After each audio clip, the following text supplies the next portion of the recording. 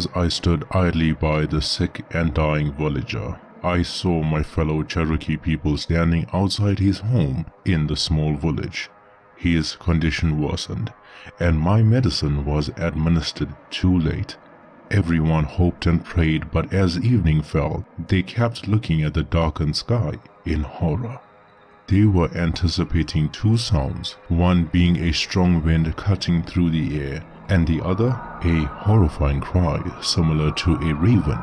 But why so much fear for a bird in the sky, and why the horror of covering their ears each time? You see, this was no bird, rather an evil spirit, a shape-shifting witch known as the Raven Mocker. Everyone backed away in fear as they knew that the villager was going to die. They couldn't see the fiery sparks in the sky with large black wings casting a shadow of death over the village. They couldn't see the evil spirit, a humanoid raven-like witch waiting to consume the heart of the villager. The Raven Mocker, the most dreadful of all the witches, robbed the sick and dying of their heart. Do not be fooled by their decaying, old and withered body, for their strength and evil ways were magnified. For every year the victim would have lived for gets added on to the life of the Raven Mocker, sometimes as a humanoid creature with a raven head or skull, or an old man or woman disguising themselves as ordinary folk, keeping a close eye on the sickly and the dying. The most frightening part was the method of carrying out this evil deed. They would enter the victim's room completely invisible to others and torment the person so much that he or she would fall off the bed and scream in agony. Now, to others, it would seem like the illness was too much to bear, and within a few minutes, the victim stops breathing altogether. The heart then gets removed, yet no mark or sear is left on the body. During the feeding process, their main objective is to eat the heart of the victim. But if they were invisible to others, why was I able to see it? Well, the Raven Mockers feared me, as I, as well as the other medicine people, were the only ones that could see them. You're probably wondering, what difference does it make if they are seen? The Raven Mocker schemes and tactics are dependent on their invisibility to others. It's what made them so powerful compared to the other witches. And therefore, when one is seen by us while feeding, they will die within 7 days.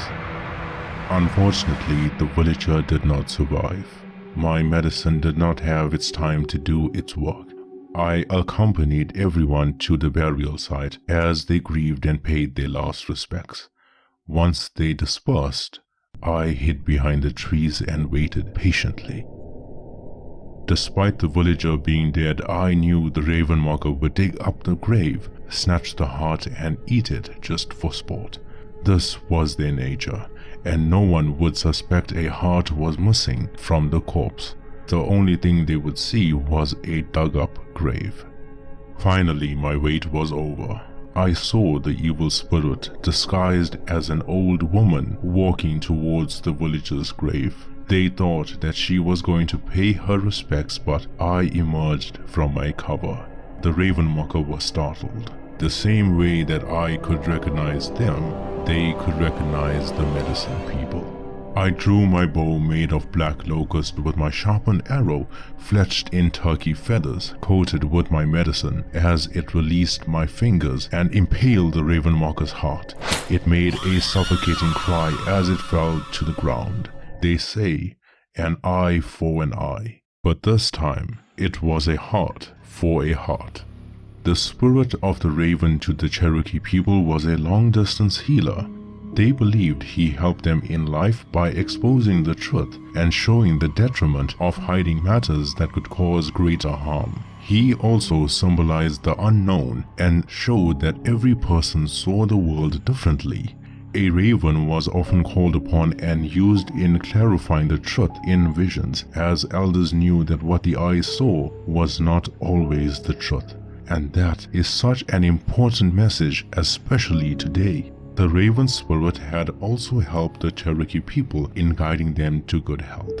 Hence, the evil witch mocked the raven spirit, preying on people in bad health and preventing them from improving. Therefore, the name Raven Mocker.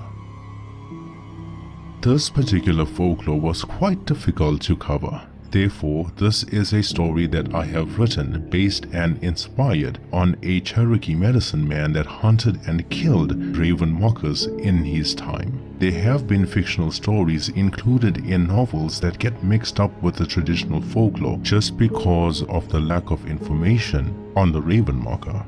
For example, there is a method of killing the raven mocker by the medicine man using special tobacco in his pipe and blowing the smoke around the home of the ill or the dying.